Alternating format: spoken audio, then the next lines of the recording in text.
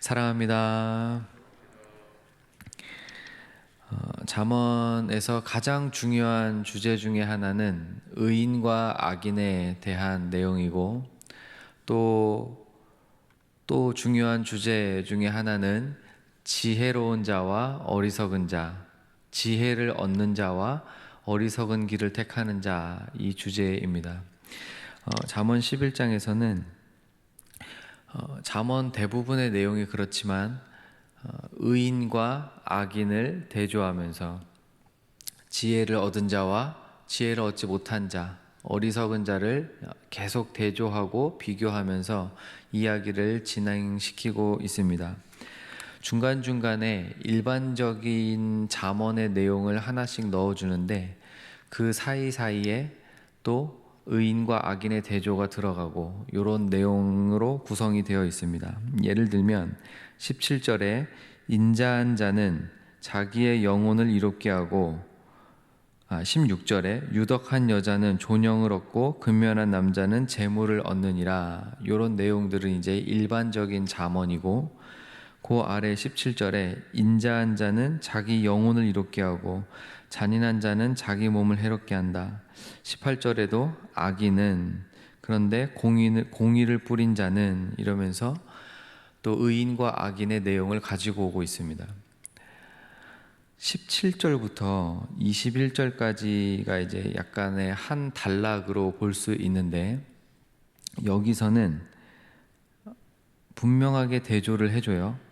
17절에는 인자한 자와 잔인한 자, 18절에는 악인과 공의를 부린 자, 또 19절에는 공의를 굳게 지키는 자와 악을 따르는 자, 마음이 굽은 자와 행위가 온전한 자, 이런 식으로 계속 이제 대조를 하면서 정말 지혜로운 것, 진짜 지혜로운 것이 무엇인지, 그리고 겉으로 볼 때는 그럴싸하고 겉으로 볼 때는 멋있어 보이고 겉으로 볼 때는 대부분의 사람들이 저렇게 하니까 그게 마치 옳은 것처럼 보이지만 사실은 그렇지 않다는 것을 지금 이 잠언의 기자가 보여주고 있습니다. 한 절 한 절 생각을 하면 문득 이런 생각이 들었습니다.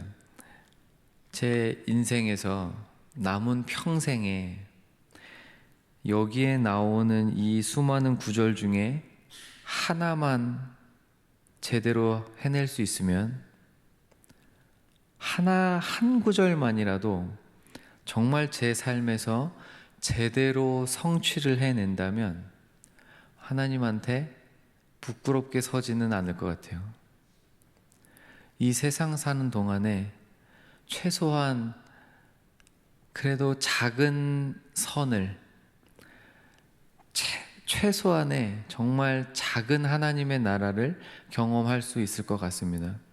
여러분은 지금 잠언이 소개해주고 있는 이 11장에서 계속해서 소개해주고 있는 이 내용들 중에 가장 마음에 와 닿으시는 구절이 어느 구절이십니까? 인자한 자는 자기의 영혼을 이롭게 하는 자입니다. 그러니까 표현이 일반적이지 않아요. 인자한 자는 보통 성품이 좀 온유하고 화를 잘 내지 않고 이해력이 많아서 다른 사람에게 유익을 많이 끼치는 사람 같은데, 오늘 잠언의 기자는 인자한 자는 자기의 영혼을 유익하게 할 줄 아는 자라고 평가를 해줍니다. 반대로 잔인한 자는 자기의 몸을 해롭게 한대요.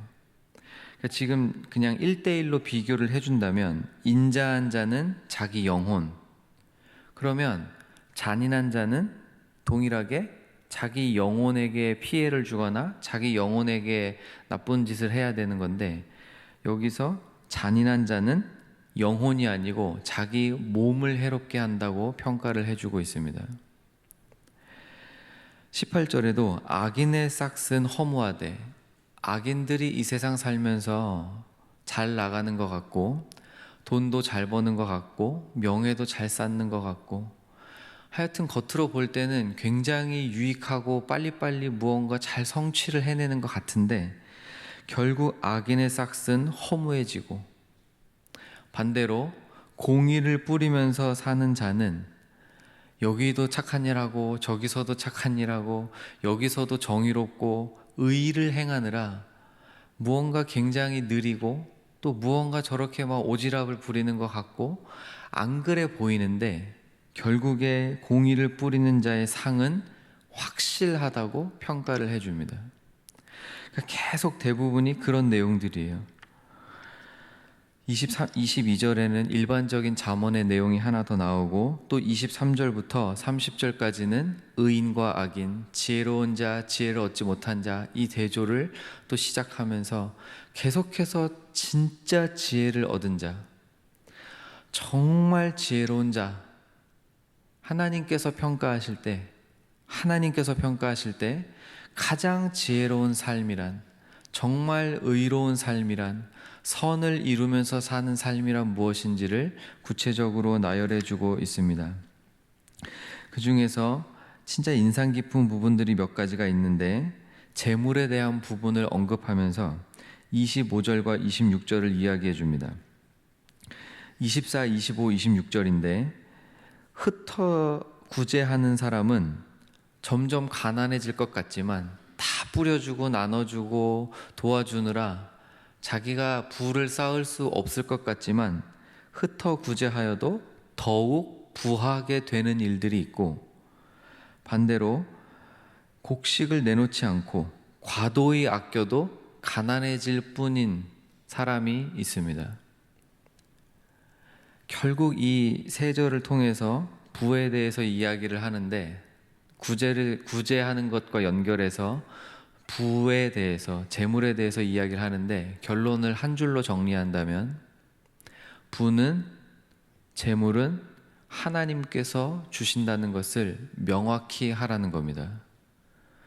진짜 지혜로운 것은 부 자체에 있는 것이 아니고, 진짜 지혜롭고 정말 의로운 사람은 부를 많이 쌓고 명예를 많이 쌓고 재물을 많이 쌓아둬서 무언가를 마음껏 누리면서 사는 것이 아니라, 진짜 부하다는 것은 재물을 많이 쌓는 것이 아니라 재물이 얼마가 있던 간에 진정으로 나눌 줄 아는 자.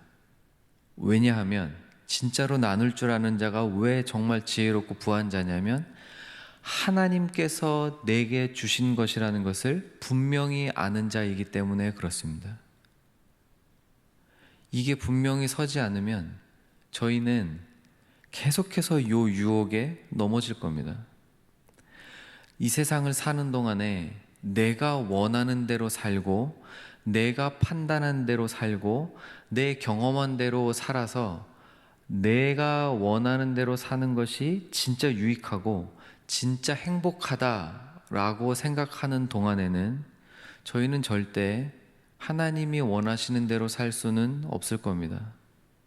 반대로 내가 원하는 삶을 사는 것보다, 내가 판단하고 내가 경험한 것을 따라 사는 것보다 내 주님이 원하시는 대로 사는 것이 더 행복하다, 주님이 원하시는 대로 사는 것이 더 유익하다, 이게 분명히 서야, 이게 진짜 지혜 중에 지혜이기 때문에 이 세상을 겉으로만 보는 것이 아니라 그 뒤에 하나님이 계신다, 하나님이 진짜로 통치하신다, 하나님이 진짜 한 영역 한 군데 하나도 놓치지 않고 세심하게 다스리고 통치하신다, 이게 서 있지 않는다면 저희는 지혜를 얻은 척하는 삶을 살 수밖에 없을 겁니다.